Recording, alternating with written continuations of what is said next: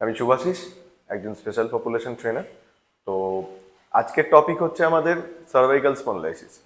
তো cervical spondylosis হলে কি হয়, অ্যাকচুয়ালি কি হয়, আমাদের ডিজেনারেটিভ চেঞ্জেস চলে আসে।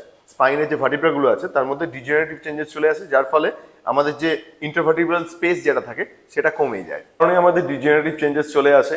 কেন হয়, কি করলে হয়, এগুলো আমি পরের এপিসোডগুলোতে আসবো।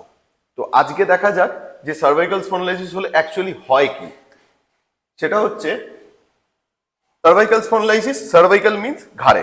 ওকে, এখানে আমাদের 7টা ভার্টিব্রা আছে। এই 7টা ভার্টিব্রার মধ্যে যে ইন্টারভার্টিব্রাল স্পেস আমি যেটা বললাম, এটা হচ্ছে C7, এটা C6, ঠিক আছে।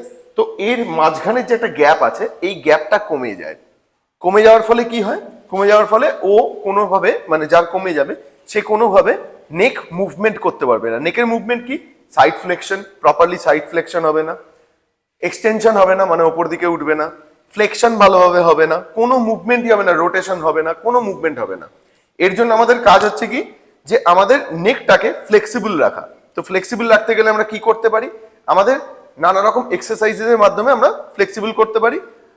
আদারওয়াইজ আমাদের মতো যারা আছে তাদের কাছে গিয়ে কিছু থেরাপির মাধ্যমে আমরা এটাকে ঠিক করতে পারি।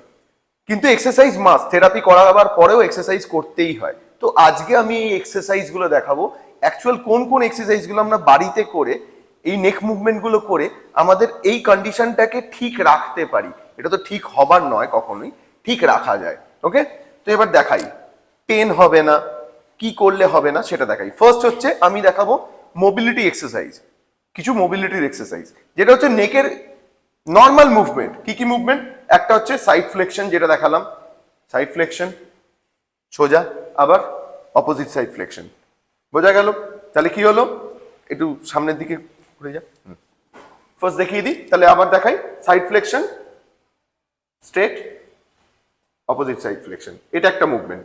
আর কি কি মুভমেন্ট হয়, আর মুভমেন্ট হয় কি, ফ্লেকশন, এক্সটেনশন, এটা একটা মুভমেন্ট হয়। আর কি মুভমেন্ট হয়, রোটেশন। রোটেশন কেমন, রোটেশন, এই হচ্ছে মুভমেন্ট। ওকে, তো এটাকে আমাকে ফ্লেক্সিবল রাখতে গেলে এই মুভমেন্ট গুলো বেশি করে করতে হবে। কিন্তু হ্যাঁ, একটা জিনিস মাথায় রাখতে হবে, এটা কোনো রকম ফাস্ট মুভমেন্ট হবে না, স্লো মুভমেন্ট করব। তো ফার্স্ট রোটেশন দেখাই, স্লো মুভমেন্ট, স্লো। প্রথমে ইনিশিয়াল স্টেজে আমি শুরু করব 10 রেপস দিয়ে, 10টা রিপিটেশন। ওকে, 10টা রেপস করে 3টে সেট ফার্স্ট আমি শুরু করতে পারি, তারপর ওটা আস্তে আস্তে আস্তে আস্তে বাড়াবো।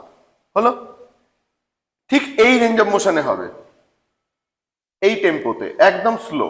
হলো, নেক্সট মুভমেন্ট, নেক্সট মুভমেন্ট কি, flexion extension, flexion extension, full range of মোশনে, যতটা ঘাড় যাচ্ছে ততটাই, জোর করে নয়, যতটুকু যাচ্ছে ততটুকু, ফুল রেঞ্জ অফ মোশনে। দেখি, এটাও তাই, 10 রেপস 3 সেটস। হলো, নেক্সট মুভমেন্ট কি, নেক্সট মুভমেন্ট হচ্ছে রোটেশন, রোটেশন, রোটেশনাল মুভমেন্ট। এই রোটেশনাল মুভমেন্ট করতে গিয়ে একটা জিনিস খেয়াল রাখতে হবে, আমার কাঁধটা যেন ঘুরে না যায়, এদিকে ঘুর, এই না না, মাথাটা, শুধু মাথাটা, এটা ঘোরাতে গিয়ে যাদের মুভমেন্ট হয় না, নেক মুভমেন্ট হয় না, তাদের কি এটাও ঘুরে যায়, এটা যেন না ঘোরে, এটা যেন ফিক্স থাকে। অতএব একটা আয়নার সামনে বসে করা বেটার। ক্লিয়ার? তাহলে এই মুভমেন্ট গুলো হচ্ছে মোবিলিটির এক্সারসাইজের জন্য। এবার আমি দেখাচ্ছি স্ট্রেনথেনিং এক্সারসাইজের জন্য, মাসেল গুলো যাতে স্ট্রেনথেন হয়। তো ফার্স্ট কি করব,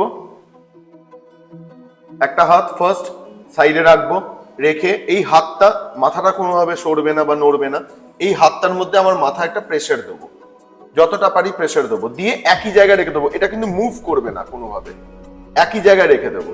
বোঝা গেল? এটা করব, প্রথমে করব 5 সেকেন্ডস হোল্ড, দেন 10 সেকেন্ডস, দেন 15 সেকেন্ডস, এভাবে বাড়াবো।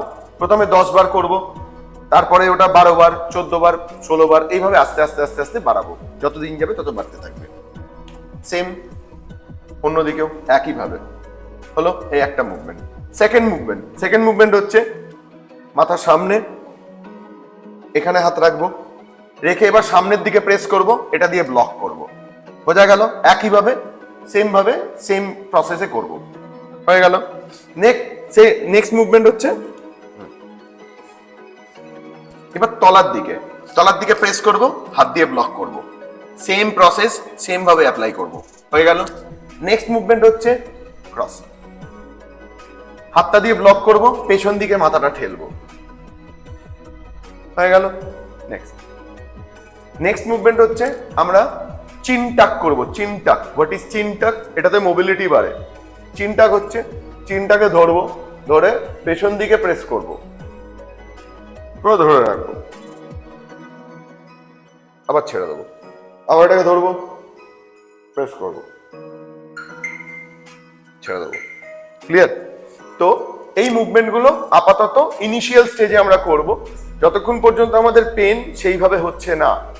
যদি পেন খুব বেশি বাড়ে তখন থেরাপিস্টের কাছে গিয়ে দু একটা থেরাপি নিয়ে দেন তারা যেভাবে বলবে সেভাবে এক্সারসাইজেস গুলো করতে হবে। তো আজকের এপিসোড আমাদের এইটুকুই সার্ভাইকাল স্পন্ডাইলিসিস সম্বন্ধে। নেক্সট এপিসোড গুলো আমাদের আসছে, সেগুলোয় চোখ রাখুন, দেখতে থাকুন। তাহলে হোয়াট ইজ সার্ভাইকাল স্পন্ডাইলিসিস এবং সেখান থেকে কি হয়, এরপরে আমরা জানবো সার্ভাইকাল স্পন্ডাইলিসিস খুব বেড়ে গেলে কি হয়, যেখান থেকে রেডিয়েট করে পেনটা হাত দিয়ে, এবং এখানে একটা ঝিনঝিনানি অনুভব হয়, অনেক কিছু এরকম নানা রকম সমস্যা হয়, সেগুলো নিয়ে পরের ভিডিওতে আসবো। আজকের জন্য এইটুকুই, সঙ্গে থাকুন। আমাদের যদি ভালো লেগে থাকে ভিডিও তাহলে একটু সাবস্ক্রাইব করুন, শেয়ার করুন, লাইক করবেন।